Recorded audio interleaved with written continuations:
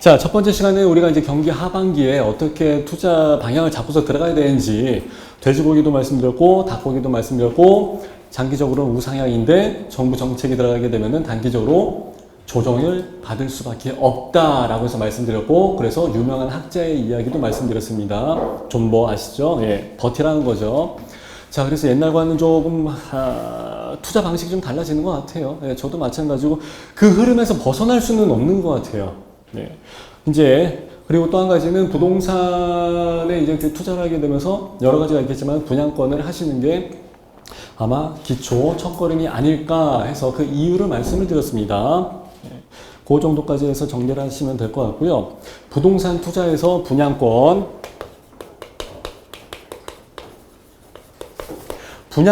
이 얘기는 뭐냐면 결국은 청약이란 얘기예요. 청약을 넣어갖고 당첨된 거를 내가 돈을 주고 사는 것보다는 내가 당첨이 되는 게 낫지. 당연히 낫죠. 자, 그런데 그럼 분양권이 뭐냐? 사람들이 이걸 가지고 입주권하고도 살짝 헷갈려 하시는 분들이 계십니다. 이것도 이제 3교시에 나오는 얘기인데 입주권은 말 그대로 입주를 할 수 있는 권리. 예를 들어서 원주민, 철거민들 있죠.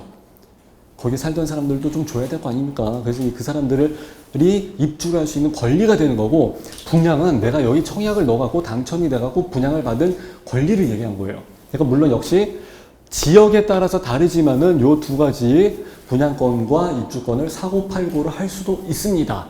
이것 자체가 잘만 찍으면 상당히 돈을 많이 법니다. 나홀로 아파트가 투자 메리트가 없다고요? 은평구에 있는 아파트 진짜 기가 막혀. 야, 내가 요번에 4기 때는 RSA 있지 않습니까? RSA 1기하고 2기를 할 때는 내가 인터넷 마케팅 강의를 했어요. 제가 인터넷 마케팅 한 또 회사도 있고 그것만 해도 한 10년 이상 됐으니까 그렇게 하고 뭐 부동산을 하게 되면은 뭐 블로그 관리 이렇게 하세요. 뭐 손님이 많이 들어오고 뭐 콜이 많이 뜹니다 해서 이제 이런 얘기를 했었는데 요번에는 3기 때는 분양권에 대해서 강의를 했고 4기 때는 제가 이제 다시 또 인터넷 마케팅에 대해서 강의를 하게 될 것 같아요. 근데 자, 나홀로 아파트. 야, 이분이 내가 그 광고를 했거든요. 블로그 마케팅 하면서 광고를 했었는데 해외에서 분양권을 사겠대요. 보통 서울에서 또는 지방에서 투자하시는 사모님들이 전화를 해도 현장 가서 내가 네 얼굴을 확인을 하고서 내가 돈을 줄게 하시는 분들도 많이 계십니다. 물론 그 사이에 물건 다 나가버리지. 분양권 어떤 줄 아세요? 일반 사람들 못해요. 얼굴 한번 안 본 사람한테 내가 돈 계약금으로 몇 천만 원을 준다고 생각해보세요. 그거 가능하겠습니까? 여러 번 같으면 할 수 있겠습니까?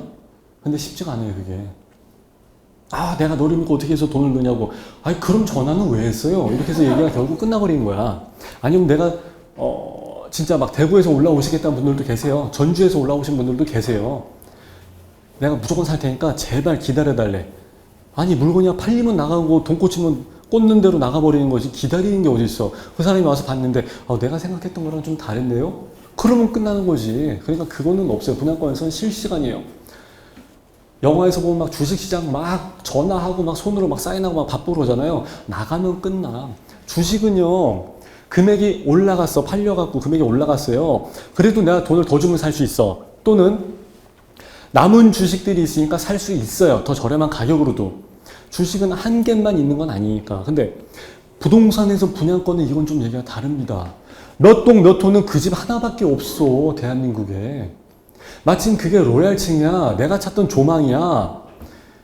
그게 나갔어. 그러면은 이건 어떻게 할 수가 없어. 돈을 더 주고 살라고 하더라도 쉽지가 않습니다. 엄청 많이 더 줘야 되니까. 네.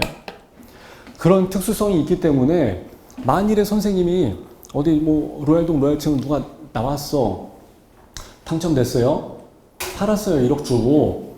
그럼 말 그대로 하룻밤에 1억이 그냥 불로수도로 나와요. 1억이요? 1억 버는 거 쉬워요. 분양권 받아서. 하룻밤에 6, 7천만 원, 1억 5천이 올라갔다 내려갔다도 합니다. 이거 빅게임입니다. 진짜 빅게임이에요. 여기에 빠지면은요, 다른 일 못해요. 그 맛을 봤는데 다른 데 가서 정상적인 월급쟁이 생활할 것 같습니까? 절대 못합니다. 식당 가서 서빙한다고 150만 원, 200만 원 받는데 그거 할 것 같아요? 뚝배기 날로 그러면 나중에 어떻게 되는 줄 알아요? 터널 증후군 생겨갖고 돈 벌으면 다 병원비로 써야 돼. 근데 여기는 하룻밤에 그런 돈도 법니다. 경기가 좋을 때는요, 세종시에서 배낭 가방에다가 2억, 3억씩 막 등산 온 사람들이 아니에요. 그래서 배낭 가방을 메고 다니는 게 아니에요. 거기다 5만 원짜리 다 채우고 그러면 2억에서 4억 정도까지 들어갑니다. 그거 가지고 그냥 배낭째 족버리고 막 현찰 박치기 하고 막 그랬어요, 그때. 하룻밤에도 뭐 돈이 몇 천만 원 올라가 버리니까 그냥 계약금만 2억에 거래가 돼? 그럼 나 일단 계약금 2천만 원만 걸을게. 그래놓고서 2억 5천에 되면 2억 5천에다 팔아버리면은 2천만 원 넣어놓고 5천만 원 벌어요. 아, 진짜 그랬다니까요. 옛날 얘기가 아니라 불과 몇 년 전이에요, 진짜. 네. 근데 지금 저는 하반기를 강의하고 있습니다. 상황이 좀 달라졌죠. 자, 그래서, 이 사람이 해외에서 얼굴 한번 안 보고 돈 쏴줬어요. 그래서 나홀로 아파트거든요. 은평구 저 위쪽에. 좀 약간의 호재는 있어요. 아, 근데 건설사가 자이나 뭐 SK나 뭐 SK건설도 있고 레미안도 마찬가지고 호재 없는 데가 어딨어, 대한민국에. 호재는 다 있어요. 그렇게 특별한 호재는 아니었음에도 불구하고 진짜 1년에 1억씩 해갖고 입주할 때 3억 딱 올라가 버리더라고요. 해피하죠. 야, 그 사람 원래 또 돈도 많이 버는 사람인데 또 대단하더라고요. 예. 자, 그렇게 해가지고 나홀로 아파트도 무지하게 많이 돈을 벌고, 그리고 뭐 지방 아파트 안 된다고요? 여러분들 속초 가보셨어요? 속초에 서이스타일스 더 베이라는 아파트가 있었습니다. 그 옆에 현대 아이파크 있고요. 현대 아이파크가 먼저 시작을 했었는데 바다가 바로 앞이에요. 조망은 무조건 바닷가죠. 동해바다 푸른색 쫙 있고, 여러분이 생각하는 그 꿈과 희망이 가득한 파란 뭐 바닷길이야. 그게 대박이 나고, 그러고 난 다음에 그때까지 사람이 잘 몰랐어. 그러다가 그 옆에 있는 속초 서이스타일스 더 베이가 청약을 한다, 분양을 한다 해갖고 이제 사람들이 딱 봤는데 그 옆에 있는 아이파크가 무지하게 떴거든요. 서울, 경기, 인천, 수도권에 있는 모든 떴다방 업자들이 다 글로 갔어요. 거기서 또 장사가 피 터지게 막 돌아갑니다. 서울서도 전화 와서 돈 쏘고 뭐하고 해서 해갖고 뭐 난리가 났어요. 그래갖고 거기도 시작하자마자 당첨자 발표 나오는 순간 6, 7천 막 떠버리고, 그 다음에 한 달 후에 뭐 8천, 9천 가버리고, 지금은 어떻게 되는지 모르겠지만 어쨌든 많이 떴어요. 지방 아파트 안 된다고요? 아니요. 되는 데는 됩니다. 부동산은 항상 그래요. 되는 데는 다 됩니다. 네. 안 되는데요? 안 되는 데는 죽어도 안 됩니다. 그런데 만수무강해도 안 돼요, 진짜. 그리고 어디야? 경주? 아이고, 말도 마세요. 내가 지방 다니면서 안 가본 데가 없거든요. 다 가봤거든요. 뭐 대전 어디 다 가봤는데 다 잘 될 수밖에 없지. 잘 되는 데만 골라서 가니까요. 현장에 있는 사람들은요, 이걸 잘 찍어야 돼요. 전국에서 분양은 하루에 수천만 가지가 다 나옵니다. 근데 그걸 다 확인할 수는 없어요. 업자들이 넌 어디 갈래? 넌 어디 갈래? 넌 어디 갈래? 거긴 어때? 괜찮어? 다 일일이 네트워크가 돼 있어 다 확인을 합니다. 일반 사람들이 인터넷 뒤져갖고 아파트 투유 들어가서 청약 시장에 해서 가보고 그 동네 부동산들한테 막 물어보고 한다 그러죠? 아니요. 그렇게 해서는 승산이 없습니다. 동네 부동산들한테 물어보면 걔네들은 자기가 가지고 있는 물건을 소개를 하죠. 자기가 팔아야 되니까. 그 사람들 동네 부동산을 뭐라고 얘기합니까? 붙박이 부동산이라고 얘기합니다. 또는 안진뱅이 부동산이라고 얘기합니다. 걔는 그 동네밖에 몰라. 네.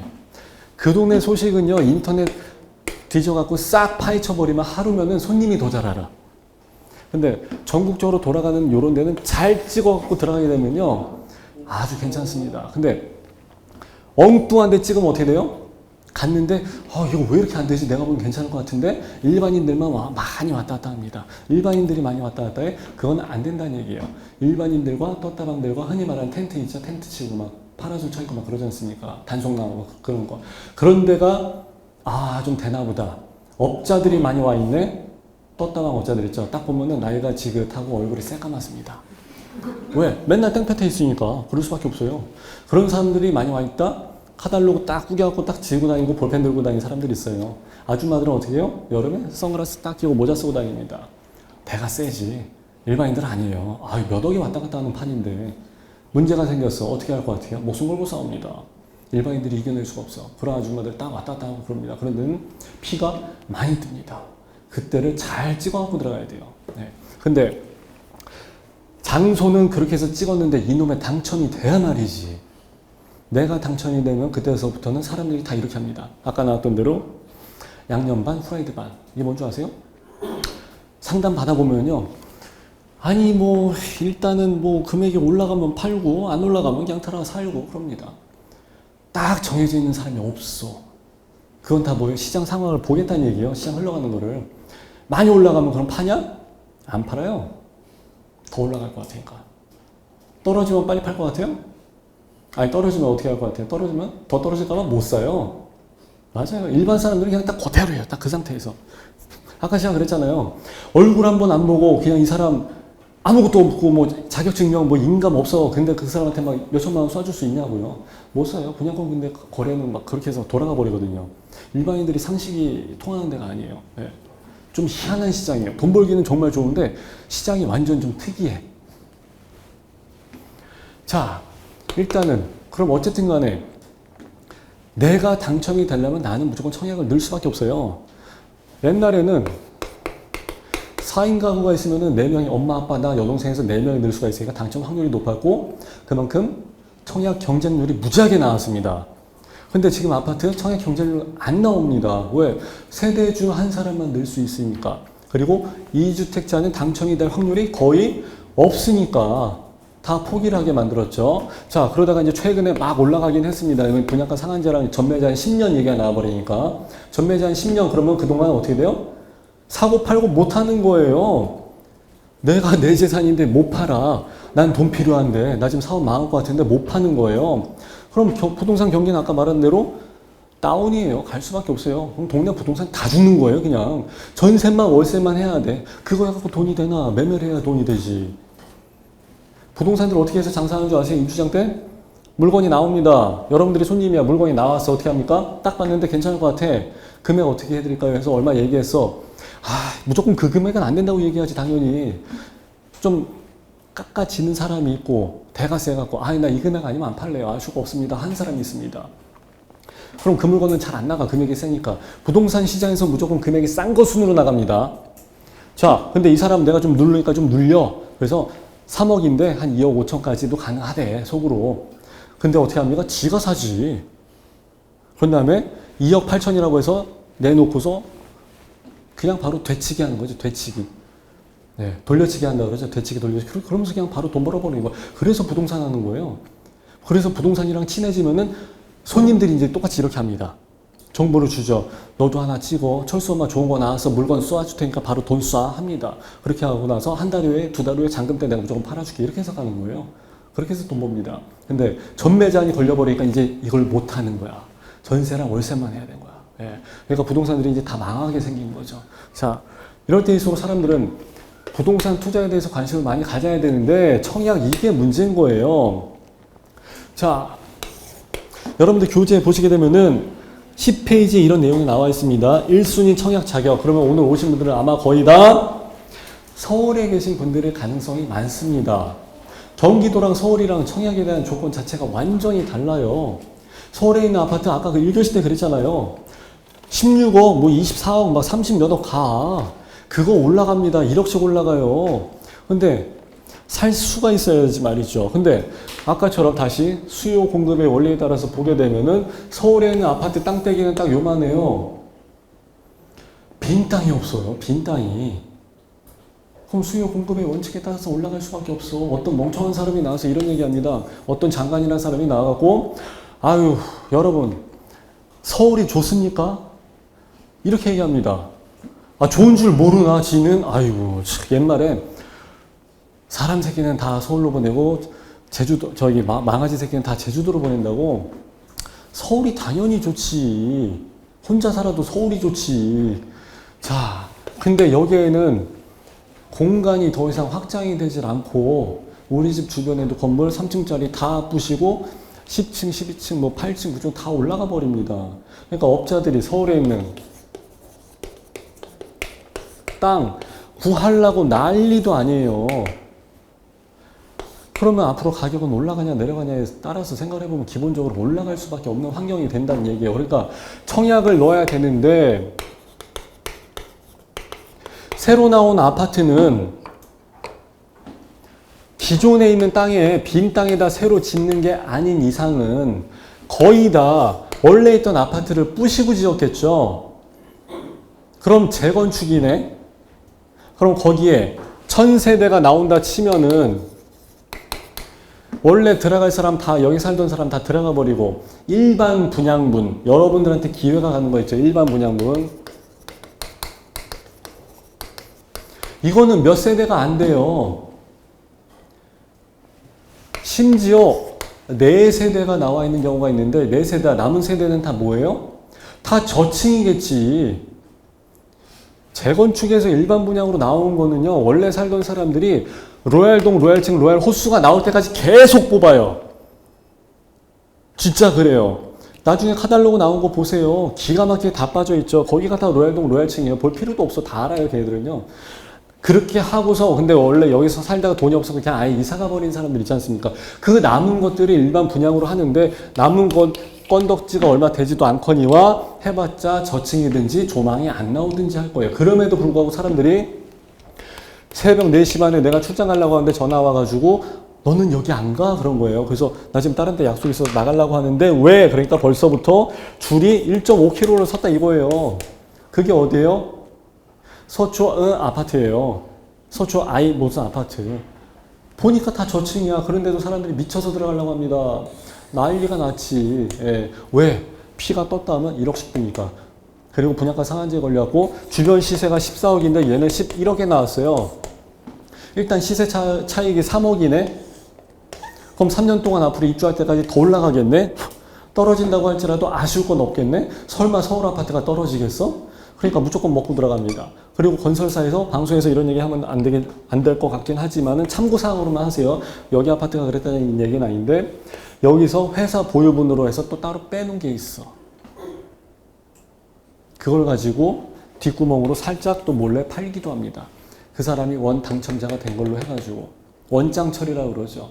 그런 물건 잡게 되면은요 아마 기본 1억씩은 먹고서는 들어갈 겁니다. 그게 어디서 나옵니까? 부동산 통해서 나올 것 같아요? 절대 안 나옵니다. 3교시에 말씀을 드릴게요. 어디로 나옵니까? 아는 사람 통해서 나옵니다. 그쪽 루트를 통해 가지고. 그런 데서 나오는 물건들은 여러분들이 이러한 사정 때문에 나온 물건입니다. 그러면 무조건 잡아야 돼요. 네.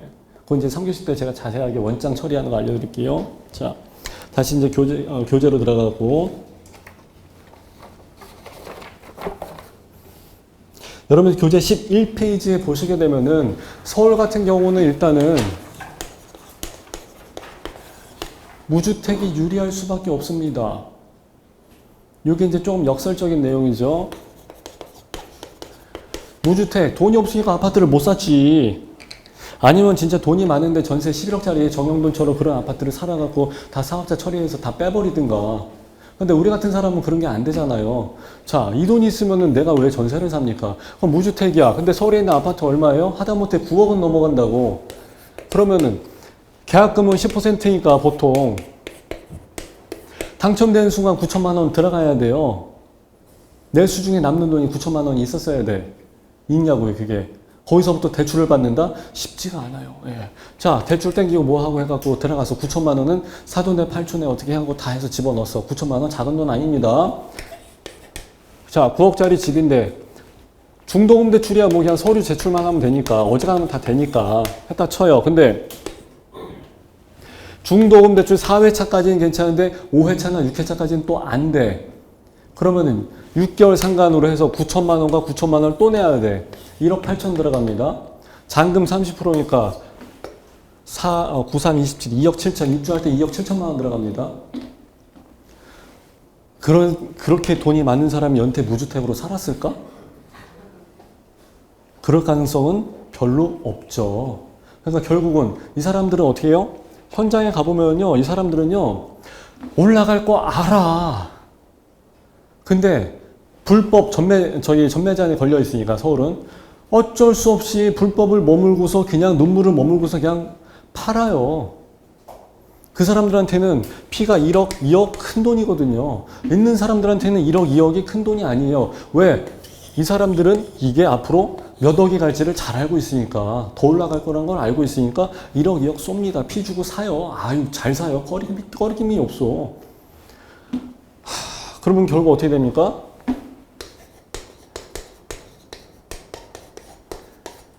결국 그들만의 리그가 될 수밖에 없더라고요. 현장에서 가보니까. 현장 바다에서 10년 있었어요.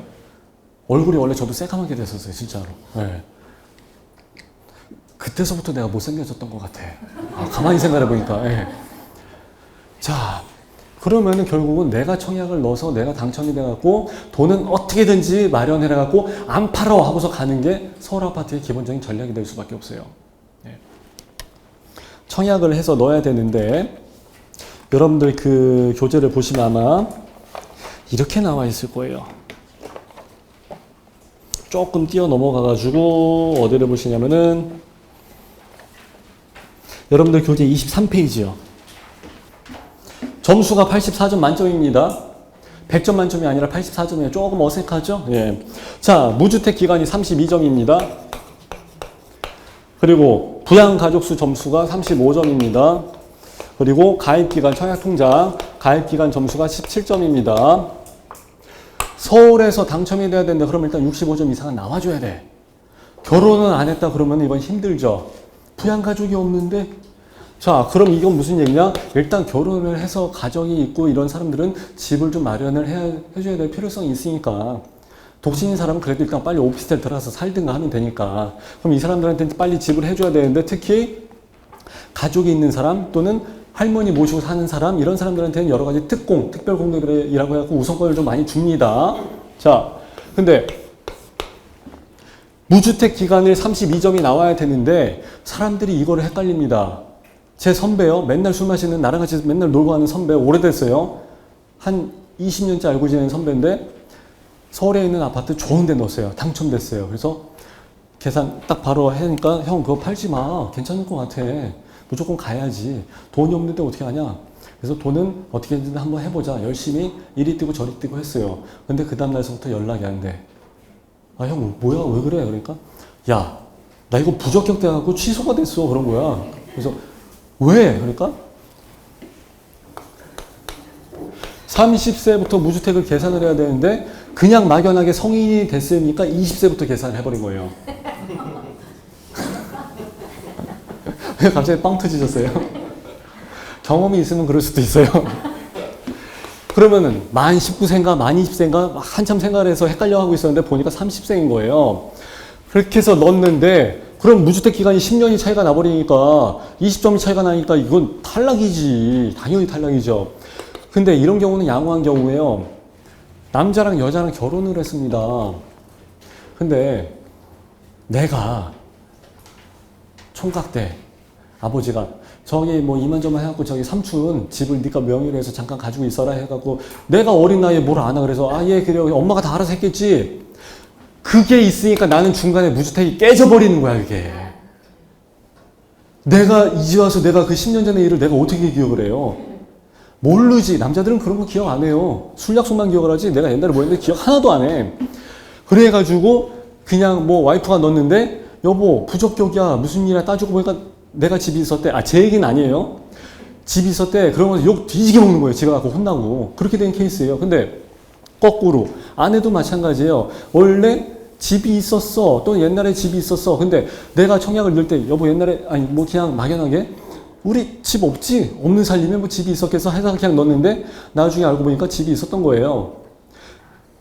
처갓집에 집이 있었는지 없었는지 내가 그것까지 어떻게 일일이 다 물어보면서 하냐고. 그냥 넣었지 뭐. 그러니까 사람들은 여기서 무주택에서 부적격이 나와버리는 확률이 굉장히 많습니다. 또는 어머니 돌아가실 때가 되고 뭐하고 하니까 막 정리 많이 해놓는단 말이에요. 그러니까 미리 땡겨놨었지. 무심결에. 그건 챙겨야 되거든. 받고 나서 가만히 생각해보니까 무주택이 안 되는 거야. 그럼 여기에 대해서는 결론은 좀 아웃라인이 전체를 좀 흐름을 볼 수 있어야 되는데 여기에 대한 정확한 라이프 사이클에 맞는 플랜이 있었어야 되는데 그냥 없었던 거예요 사실. 그런 경우가 굉장히 많습니다. 자, 부양가족 한 사람당 5점입니다. 4인 가족이다 그러면 20점이에요. 요건 쉬워. 이거 틀리는 경우는 없습니다. 근데 문제가 되는 경우가 있죠. 이거 가지고 사람들이 장난질을 많이 쳐갖고 이거 10년 전서부터 원래 많이 나왔었던 거예요.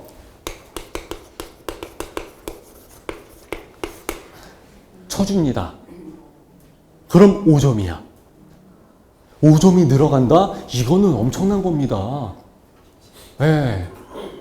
근데 진단서를 받아갖고 제출을 했는데 나중에 애가 사산되고 유산되는 그런 경우도 있지 않습니까? 이거 가지고 장난질 치다가 여러 사람, 일반 사람들 저기 벌금 무지하게 먹었죠. 예. 근데 이거 원래 옛날부터 있던 일이었어요, 사실. 예. 장난질 많이 쳤어요, 이거 가지고. 그리고 다시 마이너스냐고요? 아, 점수는 다시 마이너스가 됐는데 만일 이 사람이 당첨이 됐다 어떻게 됐을 것 같아요? 옛날에는 어찌 됐든 간에 부적격이 됐든 뭐 야매로 해서 당첨이 됐든 어떻게 간에 일단 당첨이 됐으면은 동호수를 죽이는 경우는 없었어요. 지금까지 30년 동안, 과거 30년 동안. 요번 정권에서는 죽입니다. 이게 문제가 돼버린 거야. 당첨이 돼갖고 원 당첨자가, 원매자가 이러이러 해가지고 팔았어요. 매도했어. 얘는 사는 사람은 매수인은 아무것도 모르지 그냥. 아니 그냥 부동산에서 해줘갖고 샀는데 그 사람이 사정까지 어떻게 하냐고. 부동산도 몰라 나도 몰라 다 몰라요. 샀는데 이러이러한 이유가 있었으니까 당첨 취소 이래버리면은 중간에 있는 부동산하고 얘는 어떻게 됩니까? 죽어나는 거예요. 구제가 안 돼. 이거 가지고 문제가 많이 됐었습니다. 선의의 피해자가 생기잖아. 그래갖고 이런 이유 때문에 원래 지금까지 안 죽였었어요. 벌금으로 때렸었지. 근데 지금은 벌금 때리고 다 죽여버립니다. 동호수 자체를 원천적으로 취소를 해버립니다. 더 웃기는 경우 뭔지 아세요? 부인이 남편을 죽였어요. 상속을 받았지 집을. 등기는 이 아줌마 명의로 돼 있어요. 팔았어요. 등기부상에 아무 문제 없어요. 근데 살인사건이었으니까 이거 원천 무효라고 해서 판결해버린 거예요. 산 사람은 등기부 다 떼어보고 부동산에서 다 확인해서 오케이를 해줬는데 대법원에서 등기부 믿지 마세요라고 얘기해버렸어요. 대법원에서 지네가 발급한 등기를 믿지 말라고 얘기했어. 이건 말이 안 되는 케이스죠. 신문에 많이 났었어요. 법리 해석하느라고 이거 가지고 사건 크게 났었어요. 그런 경우 많아요. 근데 부동산 가지고 사고가 나게 되면은 야 이거 홈쇼핑에서 물건 잘못 샀을 때랑 비교가 안 됩니다. 홈쇼핑에서 물건을 샀을 때는 물건이 하자가 나고 그러면은 에휴 그냥 쓰면 돼. 아니면 버리면 돼. 해봤자 얼마 된다고. 근데 집은 이거 우리 가족이 지금 다 밖에 나앉게 생겼는데 난리가 납니다. 금액이 좀 작고 다 뭐 수십억하고 몇 억대가 돼버리고 하니까 목숨 걸고 싸울 수밖에 없는 거예요. 야 그러니까 이 살인사건이 나버린 거예요. 쉽지가 않습니다. 이런 문제가 돼버리면. 예. 하여튼 이런 경우가 있었고요. 자, 또 한 가지 케이스는 할머니 모시고 사는 경우 할머니가 둘째 아들네 갔다가 집은 시골이에요. 주소지는. 둘째 아들네 가서 살다가 첫째 아들네도 좀 갔다가 막내딸네도 갔다가 시골에 갔다가 농사일 좀 하다가 또 다시 이쪽으로 왔다가 합니다. 주소지는 시골이야. 근데 형제들은 다 자기가 모시고 살았다고 생각한단 말이에요. 그러니까 어머니를 넣었어요. 시골 주소인데 5점이 올라가 버렸는데 나중에 모델하우스에서 등본 띄워서 딱 보고 할머니는 안 계시는데요? 그럼 5점이 빠져버리니까. 그래서 65점 당첨자 커트라인 기준인데 나는 67점이었어. 근데 할머니가 갑자기 빠져갖고 5점이 빠져버리게 되면 62점이 돼버리잖아요. 그러면 취소. 네, 그렇게 되는 거예요. 근데 내가 72점이야. 근데 5점이 빠졌어. 그때는 괜찮습니다. 네. 근데 사람들은 또는 둘째 아들네 주소를 여기다가 행정상으로 집어 넣어놓고 사정이 생겨갖고 여기서 이제 좀 집안이 가세가 좀 안 좋았나 봐. 그래갖고 할머니가 눈칫밥을 먹는 것 같아갖고 첫째 아들네로 갔어. 여기서 한 1년 살았어. 주소지는 여기 있었고. 근데 첫째 아들이 1년 동안 모시고 산 거예요. 주소지는 여기지만. 그럼 첫째 아들은 또 자기가 모시고 산 걸로 생각하고서 는단 말이에요. 또는 3년 이상을 내가 모시고 살았어. 실질적으로 주소는 여기 있지만 계속 모시고 살았어. 평생을. 돼요? 안 돼요? 안 되죠. 모델하우스 직원이 그게 할 게 뭐야. 주소대로 가는 거지. 그거 가지고 어르신이 와가지고 싸우시더라고. 모델하우스 아가씨하고. 그럼 일일이 가정 방문을 해야 되는데 어떻게 그렇게 합니까? 그렇게 못하지. 예. 그래서 이거 가지고 부양가족수에서도 계산하기는 쉬운데 이상하게 오류가 많이 나옵니다. 자, 또 한 가지. 청약통장 가입기간. 요거는요, 자동으로 계산이 됩니다. 그렇기 때문에 이거는 우리가 신경을 쓸 필요가 없습니다. 대신에 청약통장은 중간에 깨는 경우는 절대 없습니다. 저도 옛날에 먹고 살기 힘들어서 한번 깨봤거든요. 돈이 거기 들어가 있으니까. 돈이 문제가 아니라 시간이 문제인 거예요. 시간이. 아까 제가 11년 주기설 얘기했지 않습니까? 경기가 좋을 때가 있고 나쁠 때가 있고 그래요. 보통 11년 주기설로 돌아가니까. 그러면 경기가 안 좋을 때는 또 정부에서 경기를 부양시키기 위해서 여러 가지 조건들을 완화를 시켜줘요. 그때 되면 또 뜨는 거야. 그때 되면 내가 옛날에 가입해놨던 이걸 가지고 또 써먹을 수가 있는 거예요. 근데 그때 가서 가입을 하게 되면 청약통장 가점이 안 나오잖아. 그때 가서 시간을 어떻게 되돌립니까? 그래서 청약통장은 절대 깨는 게 아닙니다. 게다가 요즘 이자율도 괜찮아요. 나쁘진 않아. 괜찮아. 예. 그러면 청약통장은 어떻게 해서 활용을 해야 되느냐? 보통 300만 원은 무조건 넣어놓습니다. 사람들이. 그래야 내가 어지간한 타입에는 청약을 해서 늘 수가 있으니까 무조건 300은 들어가져 있어야 돼. 근데 돈이 필요해. 어떻게 합니까? 깨지 말라면서 돈이 필요해. 이거밖에 없어. 대출 다 한대. 보험 적금 다 깼어. 이거 말고 이제 안 남아서 어떻게 하실 거예요? 예금담보대출을 받아요. 싸요. 예금담보대출을 받아고 어떻게 하는 줄 아세요?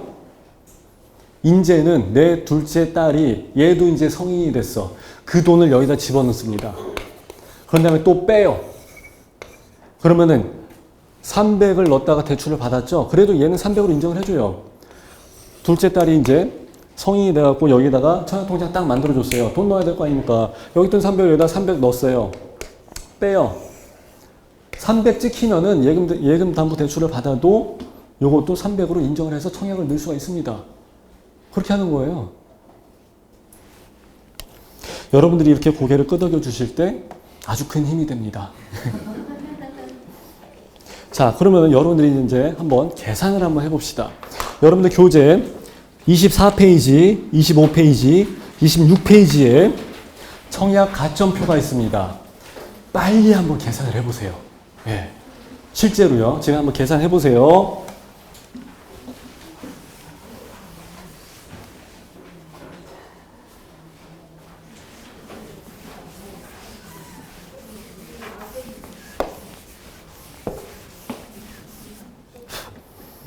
아까 말씀드린 대로 그냥 우리 집에 살고 있는 그게 아니라 등본상입니다. 등본상. 예, 그렇게 해서 하셔야 돼요. 자, 그렇게 해가지고 계산하는 거 원래 금방 끝납니다. 예. 계산은 금방 끝나는데 과연 그게 맞냐가 문제지. 그리고 무주택 기간에서 아리까리합니다. 이게.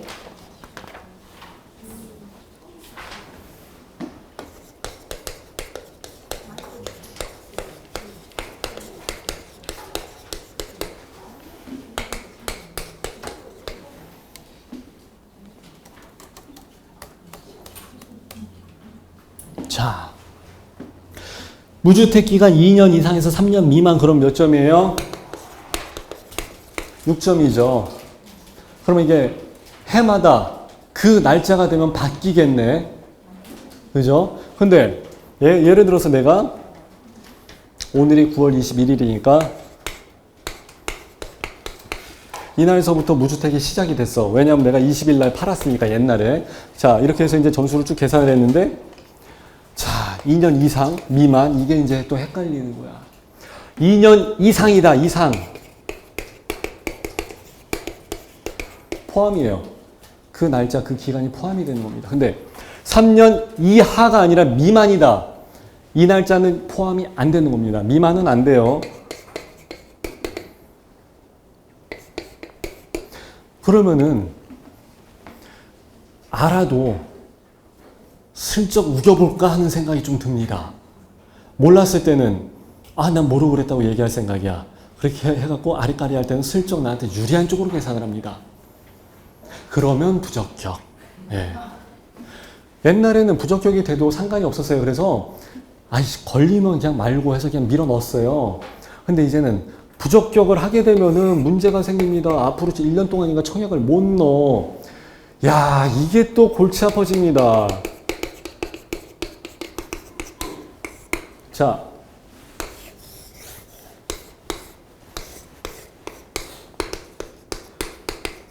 신도시예요.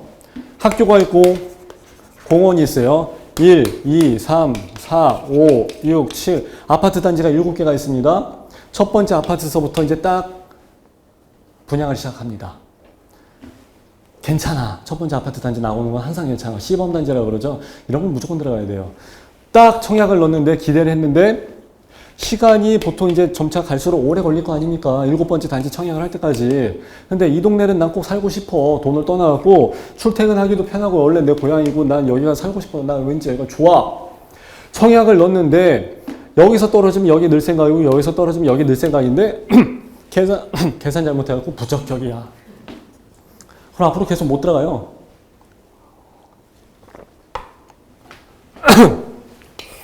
이 단지 여기 신도시 포기해야 돼요. 아니면은 1년 동안 기다려야 됩니다.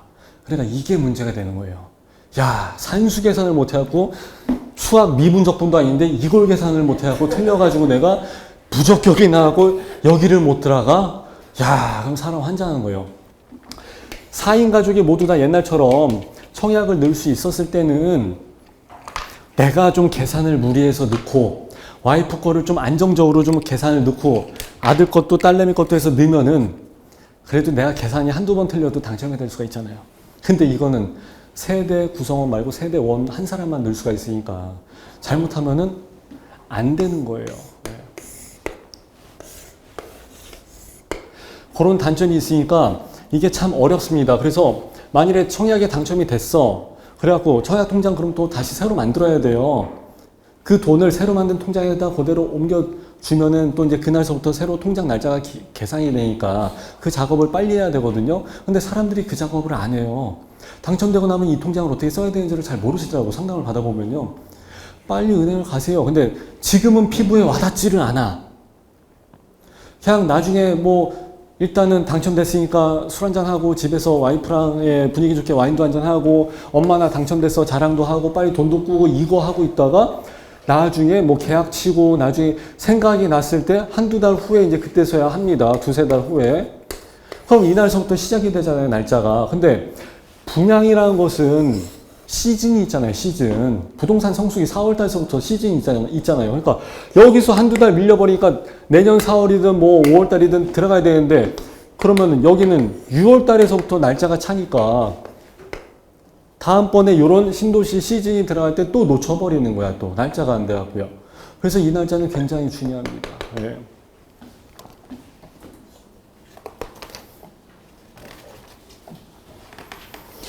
자, 여러분들 교재 27페이지를 한번 보세요.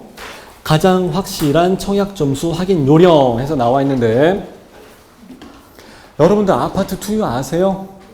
예. 근데 왜 나한테 전화하는 사람들은 다 아파트 투유가 어딘지를 왜 모를까? 아니, 청약 넣은 데 가서 당첨자 발표 확인하면 되죠 라고 얘기하는 경우도 있고요. 일반적으로 전화하신 분들은 다 모르는 사람만 전화해서 그런가? 그렇죠. 모르니까 전화했겠지. 그죠? 근데 아파트 투유를 모르시는 분들도 상당히 많더라고요. 그럼 청약 어디서 하셨어요? 그러니까 국민은행 사이트 가서 했대요. 어떤 분들은 진짜 국민은행 가서 직접 하셨대요. 이거 상담해 주려면 20분 걸리거든요. 그럼 그 상담원 뒷줄이 그냥 쫙 밀려 있는 거예요. 그래서 은행이 메어 터지는 거예요. 할아버지 한 분 계시면요. 네, 진짜 그래요. 인터넷에 아파트 투유를 치게 되면은 전국의 분양 캘린더가 쫙 나옵니다. 그리고 아파트 청약 가점 조회하는 게 쭉 나옵니다. 그리고 여러분들 스마트폰을 꺼내서 보시게 되면은 삼각형 마크 플레이스토어라고 있죠? 앱 다운받는데 여기 가서 아파트 투유를 검색을 하시게 되면 여러 가지 프로그램들을 다운을 받을 수가 있습니다. 거기에 들어가시게 되면은 청약하는 거 연습하는 데가 있습니다. 그래서 가점에서 딱 나옵니다. 내가 장담을 하는데 여러분들이 지금 볼펜으로 계산을 한 거랑 여기서 아파트 투유에서 청약 가점을 계산한 거랑 이 중에 3분의 1은 틀립니다. 네. 진짜 다르게 나옵니다. 보통 2점 정도가 깎여서 나옵니다. 그게 바로 무주택 기간이죠. 거기서 깎여서 나올 가능성이 대부분입니다. 자, 당첨이 되긴 됐는데 나는 분명히 계산을 정확하게 했는데 모델하우스에서 전화가 옵니다. 보통 계약하기 전에 전화가 먼저 옵니다. 왜? 이거 가지고 또 접수하는데 싸움 나고 시간 오래 걸리니까 애들이 밤새 작업을 못해요. 그래갖고 요즘은 먼저 당첨자 발표하자마자 그 다음날서부터 바로 전화를 해줍니다. 국토부 전산에는 여러분들이 집이 있는지 없는지가 떠요. 근데 몇 평인지까지는 잘 모르나 봐.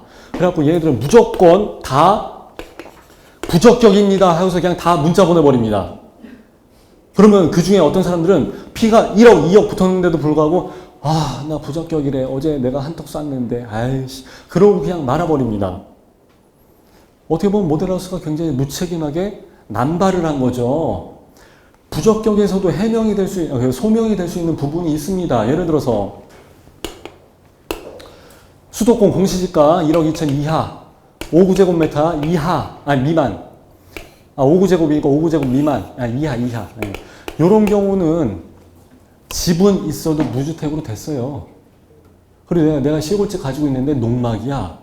이런 거? 이거 집 아닙니다. 그리고 또 등기부가 안 잡혀 있는 경우도 있고 그래요. 그리고 살릴 수 있는 사례들이 굉장히 많이 있습니다. 그 모델하우스에서 일일이 다 확인을 안 해주고 그냥 무조건 국토부 전산에 집이 있다고 뜨는데요. 그러면서 그냥 부적격으로 통보를 해버립니다. 그렇게 해서 가끔씩 로얄동 로얄층이 3순위 시장이죠. 예비 당첨. 3순위 시장에 나오기도 합니다. 3순위 시장에 여러분들이 참여를 하게 되면은 예당 예비 당첨자가 들어가게 되면 여러분들 청약통장이 사용이 될까요? 안 될까요? 반응이 없는 거는 모르신다는 얘기인데 예당에 들어가게 되면은 청약통장을 쓰는 게 돼요. 예당에 들어가게 되면 좋은 층이 있겠습니까? 저층이 많겠습니까?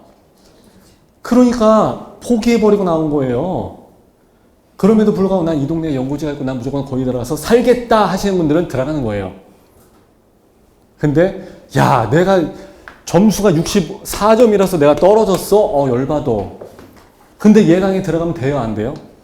안 되죠. 그때는 다음번 나오는 걸 기대를 해야죠. 이미 65점짜리가 많이 당첨이 돼서 나갔으니까 그 다음에 나한테도 순서가 왔을 거 아닙니까? 그럼 다음번에는 내가 당첨될 확률이 좀 있죠. 그거를 굳이 저층이 많은데 그거를 내가 잡고서 들어가 있다고 해서 떡하니 청약 통장을 쓰기에는 굉장히 아깝죠.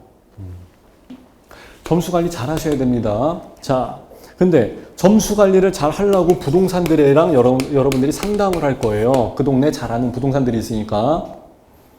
어떻게 상담을 해줄 것 같아요?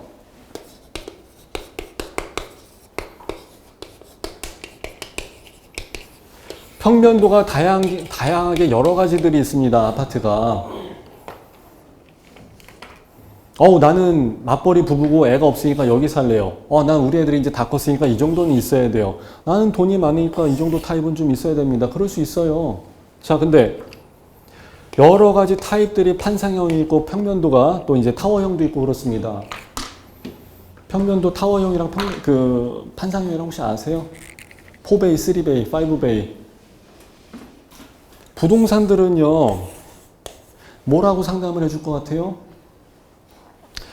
이게 예를 들어서 C타입이나 B타입이 청약 가점, 경쟁률이 조금 떨어질 것 같으면은 여기에 들어가세요 라고 얘기를 합니다. 왜? 일단은 손님이 당첨이 돼야 되니까. 그래야 그 손님이 팔든지 뭘 하든지 해야 되니까. 그러니까 사람들은, 부동산들은 이런 거, 가점 경쟁률이 낮은 쪽으로 추천을 해줄 거예요.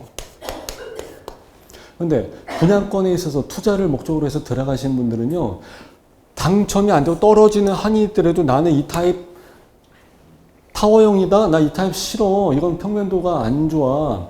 물론 뭐 좋아하시는 실입주분들도 있습니다만은 이거 나 안 할래.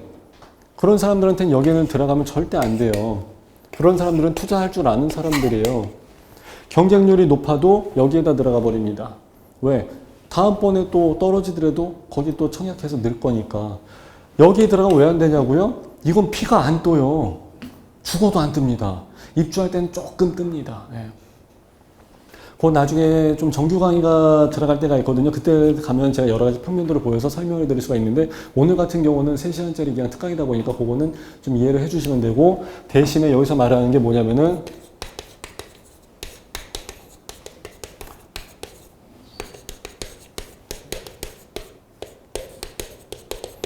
타워형과 판상형, 이 차이 때문에 그렇구나. 그래서 사람들이 이거를 선택을 하는구나. 일단 여기까지만 아시면은 그래도 이해는 될 것 같아요. 자, 예를 들어서 이제 로얄동 로얄층 로얄 호수에 떡하니 당첨이 되었는데 또는 프리미엄이 여기에 1억이 붙었는데 부적격이다 그러면 사람 돌아버립니다. 차라리 붙지나 말 것을. 그죠? 그런데 그런 경우가 여러분들은 아니라고 장담을 하기가 굉장히 어렵습니다. 아까 여러분들이 잠깐 요 표 보시면서 계산을 했을 때 산수인데, 두 자릿수 산수인데 쉽게 안 나오죠? 아리까리 하죠. 내 와이프가 집이 있었는지 없었는지도 정확하게 장담은 못 하겠죠. 내가 옛날에 그때 명의를 갖고 왔었던 것 같은데 그때 어떻게 됐었지 하고 막상 잘 생각이 안 날 겁니다. 그러다 보면은 결국은 부적격이 나옵니다. 밑에 신문기사 28페이지 나와 있는 거 한번 보세요. 지난해 청약 부적격이 21,804건이었는데 그 가운데 무려 14,497건이 단순 실수가 원인이었다. 즉 부적격자 3명 중에 2명 가량이 복잡한 청약 가점 계산 방식으로 피해를 본 것이다. 3분의 2가 이렇게 해서 부적격이 됩니다.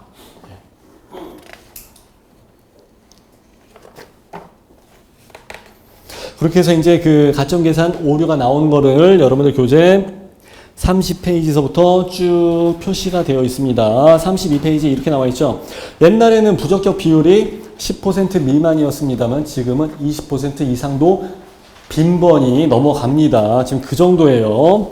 자, 부적격을 살리자 해가지고 여러분들 교재 33페이지에 내용이 나와 있습니다. 민영주택 일반 공급 청약시 전용면적 60제곱미터 미만은 무주택으로 가고 서울 수도권은 공시지가 1억 3천 이하 그리고 지방 같은 데는 8천만 원까지 이런 식으로 했을 때는 무주택으로 해서 예외를 해주고 있습니다. 근데 이런 조건에 대해서는 세부적인 항목을 제가 수업 시간에 잘 언급을 안 해줍니다. 왜? 나중에 또 바뀔 거니까. 20년 동안 140번 바뀌었어요. 그래서 제가 말씀을 잘 안 드리려고 하는 거예요. 가끔씩 저도 아리까리 합니다. 예, 그러니까 잠깐 읽고만 넘어가세요.